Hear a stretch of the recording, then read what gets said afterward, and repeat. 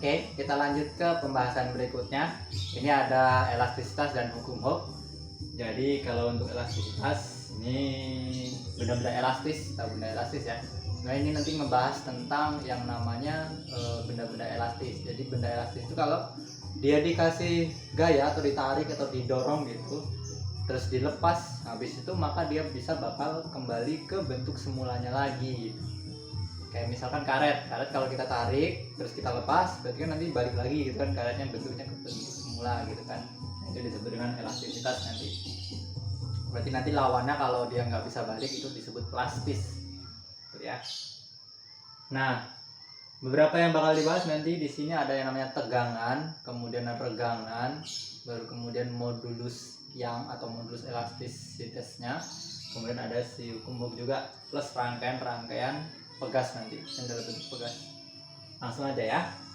Ini yang pertama tentang tegangan.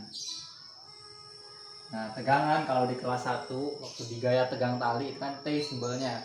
Tapi di sini untuk tegangan kita simbolkan dengan sigma kecil. Sigma kecil ya. Tegangan. Tegangan ini nanti nilainya itu adalah gaya dibagi luas. Jadi kalau kita narik itu kan memberikan gaya gitu kan, gaya tarikan. Setelah menarik maka dia akan terjadi penegangan kan, si karetnya akan menegang gitu kan. Nah ketika tegangannya atau gayanya tadi dibagi dengan luas penampangnya, maka akan timbullah yang namanya tegangan. Jadi tegangan itu sama dengan gaya perluas.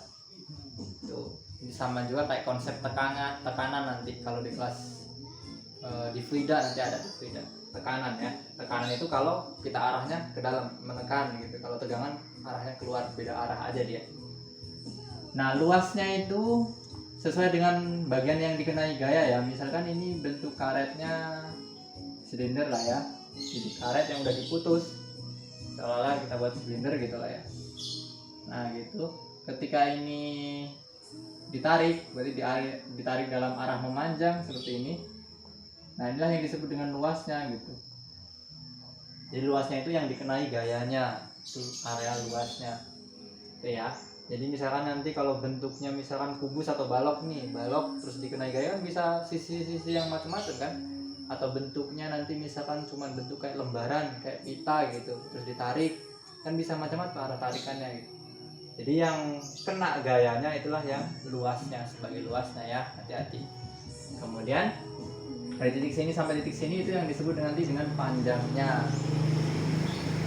Ada hubungannya juga kan, ini nanti bakal ditarik nih, ditarik, kalau ditarik kan nambah panjang dia kan. Nah kalau kita bandingin antara pertambahan panjangnya dengan panjang yang awal tadi, itu muncul besaran baru yang disebut dengan regangan. Regangan simbolnya nanti E kecil. Di regangan itu perbandingan antara pertambahan panjang dibagi dengan panjang awalnya. Bolehlah ditambahin L0 gitu, panjang awal, tapi biasanya nanti dalam bentuk penulisan juga bisa jadi disimbolkan L aja.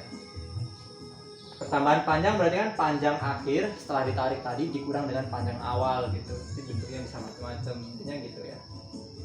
Tambahan panjang. Ini namanya regangan. Terus, nah dari dua konsep ini kalau kita bandingin lagi, muncullah yang namanya modulus elastisitas atau modulus Young. Modulus elastisitas atau modulus Young. Simbolnya bisa E bisa Y. Biasanya saya pakai yang E. Jadi nilainya itu ya tegangan tadi dibagi dengan tegangan. Tegangannya dibagi regangannya, maka nanti akan muncul bentuk baru. E sama dengan F dibagi A dibagi lagi dengan delta L per L0. Ketika nanti muncul F kali L0 per E kali delta L. Oke. A dikali delta L gitu kan. Gaya dikali panjang awal dibagi luas dikali pertambahan panjang, itulah modulus elastisitasnya atau modulus Youngnya. Nah ini salah satu aja, ini dalam bentuk satu dimensi bertambah panjang aja. Nanti ada juga yang dia bertambah luas atau pergeseran, itu modulus geser, tapi konsepnya mirip ya, tinggal ininya aja diganti luas nanti. Kemudian pergeseran, terus ada juga modulus bagian volume, itu modulus bulk nanti. Modulus bulk ini pakai volume, ini pertambahan volume gitu. Terus F per A nya diganti dengan tekanan biasanya, bukan tegangan lagi. Ini kalau perubahan volume nanti kalau benda yang ditekan gitu biasanya. Kurang lebih kayak gitu ya. Jadi ada bentuk lain, ada modulus geser dan modulus bab. Jadi bentuknya mirip, jadi sekarang saya jelasin yang satu aja gitu ya. Oke. Nah kemudian ini dasarnya yang elastisitas tadi, ini aja. Untuk yang benda-benda elastis itu contohnya apa aja, lawannya elastis itu plastis ya kan, benda-benda plastis apa aja, terus silakan nanti dicari-cari juga di diidentifikasi sendiri atau dicari-cari juga di buku-buku lain. Oke, ada apa banyak dituliskan di sana. Soal hafalan aja nanti dihafalin boleh. Terus masuk ke hukum-hukumnya. Ini saya taruh sebelah sini ya. Takutnya nanti agak sini aja deh. Hukum-hukum. Nah, hukum-hukum ini gimana? Jadi ketika tadi kan ditarik dengan gaya gitu kan. Ditarik dengan gaya kan nanti bakal nambah panjang. Nah, beliau ini, Bapak Hooke ini, dia membandingkan antara gaya dengan pertambahan panjangnya. Gaya dengan pertambahan panjangnya. Dibandingin lah gitu.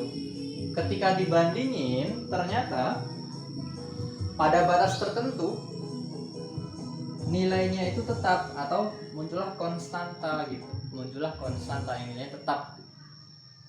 Pokoknya kalau ada suatu benda elastis dia tarik, kemudian dia bandinginlah gaya tariknya dengan pertambahan panjangnya itu, ternyata dalam batas tertentu muncullah nilai konstanta, nilai yang relatif sama gitu. Yang disebut nanti dengan konstanta elastis. Tuh, konstanta elastisitas. Nilainya F per delta L. Dalam batas tertentu itu berarti maksudnya setelah diteliti lebih lanjut, batas yang dimaksud adalah batas elastis. Jadi suatu benda elastis punya batas elastis. Artinya dia bakal punya batas elastis di mana hukum-hukumnya masih berlaku.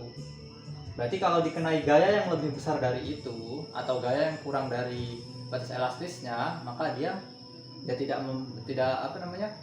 mengikuti aturan hukum-hukumnya ini gitu. Jadi bisa aja kalau kita tarik terus-menerus kan nanti bakal lama-lamaan bakal mulur dulu kan, dia nggak balik lagi. Kayak misalkan ya karet kan bisa dimulurin terus dia nggak balik lagi, malah nambah panjangnya tetap gitu kan, nggak balik lagi, dia tetap nambah panjang aja. Terus lama-kelamaan kalau kita tarik lagi bakal putus gitu kan. Itu kan ada posisi-posisi tertentu gitu. Hukum-hukum ini hanya berlaku di batas elastisnya aja gitu ya. Nah, kalau kita hubungkan dengan yang ini tadi, kita hubungkan dengan modulus Young-nya, maka akan muncul bentuk baru nih. Ya. F per delta L ini karena sebanding tadinya, langsung saya ganti dengan sama dengan ya. Ini disebut konstanta elastis nanti. Atau tetapan elastis. Nah, contohnya nanti bisa aja pegas, jadi nanti konstanta pegas gitu juga bisa. Ini kita hubungan dengan yang ini kan F per delta L ya. F per delta L berarti kan E dikali A dibagi L awal gitu kan.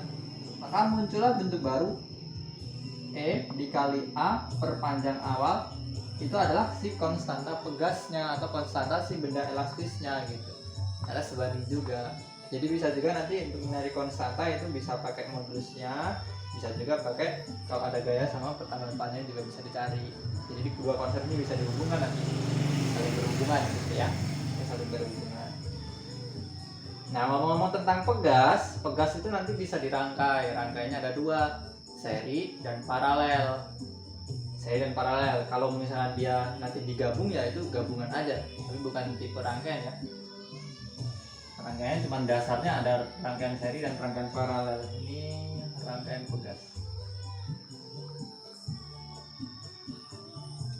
Nah, rangkaian pegas. Jadi ada seri, ada paralel. Ini seri. Seri itu gimana? Seri itu berada dalam satu garis lurus. Jadi pegasnya dalam satu garis lurus. Misalkan ini digantung pegasnya. Ini pegasnya ada dua misalkan. Nah, inilah rangkaian seri. Ini konstanta 1, konstanta 2 misalkan. Nah, konstantanya ini dihitung dengan persamaan 1/. Kenapa bisa dapat gitu? Dasarnya nanti ketika dia ditarik atau dikasih beban, maka gaya yang dialami dalam satu garis ini kan sama. kayak kita narik tali, gaya tegangan tali di semua bagian kan sama gitu. Jadi seolah-olah ini jadi satu bagian tali gitu kan. Kalau ditarik kan gayanya sama gitu. Gayanya sama. Kemudian pertambahan panjang totalnya itu ya pertambahan panjang konstanta pegas 1 sama pegas 2 nya gitu kan ditambahin. Ada pertambahan panjang, ada gaya. Nanti dihubungkanlah itu, muncullah bentuk ini gitu. Silahkan dicoba-coba. Itu untuk yang seri ya. Untuk yang paralel, kalau paralel itu bercabang. Jadi ada cabangnya. Nah, ini kalau kayak gini, dia nyabang. Nah, kurang lebih gini. Nah, itu bakal digantungin beban gitu. Ya. Nah, kalau konstanta paralel itu langsung ditambahin aja. K1 tambah K2. Nah, konstanta itu juga nunjukin dia seberapa banyak gaya yang dibutuhin supaya dia bertambah panjang gitu. Biasanya kalau dia konstantanya besar, nanti gaya yang dibutuhin untuk narik itu lebih besar gitu. Intinya kayak gitu. Kurang lebih kayak gitu, bisa dibuat seperti itu juga ya. Ini untuk rangkaian pegas seri dan paralel. Kemudian bagian terakhir ini ada energi potensial pegas. Jadi kalau pegas tadi diem aja gitu kan, nggak nambah panjang, itu energi potensialnya 0. Tapi ketika dia udah ditarik, dia kan nanti suatu saat kalau kita lepas bakal balik lagi kan. Artinya untuk ngebalikin itu dia punya yang namanya energi untuk geraknya. Nah, energi potensial pegasnya kita sebutkan saja dengan EP ya kan, setengah dari gaya dikali pertambahan panjangnya. Jadi segitu, setengah dari gaya dikali pertambahan panjangnya. Nah, nanti bentuk soalnya bisa macam-macam, analisisnya bisa langsung pakai rumus, bisa juga nanti dianalisis lebih dulu, bisa berubah ya. Ada jebakannya juga kadang nanti. Jadi untuk energi potensialnya ya, setengah dari gaya dikali pertambahan panjang. Nah, kalau dihubungkan ke konsep ini tadi bisa berubah lagi kan, ada bentuk baru lagi gitu, entah delta L nya yang diubah atau F nya yang diubah. Ini kan muncul bentuk yang ada konstantanya gitu. Kalau konstantanya diubah juga dengan yang ini, nanti bisa muncul bentuk yang ini juga gitu. Jadi macam-macam ya, bisa berhubungan. Di rangkaian pegasnya bisa ada nanti ada dalam bentuk rangkaian pegas, terus dihitung energi potensialnya berapa, itu juga bisa macam-macam. Kurang lebih ini, semoga paham ya. Oke, kita aja next pembahasan contoh soalnya ya. Sampai jumpa.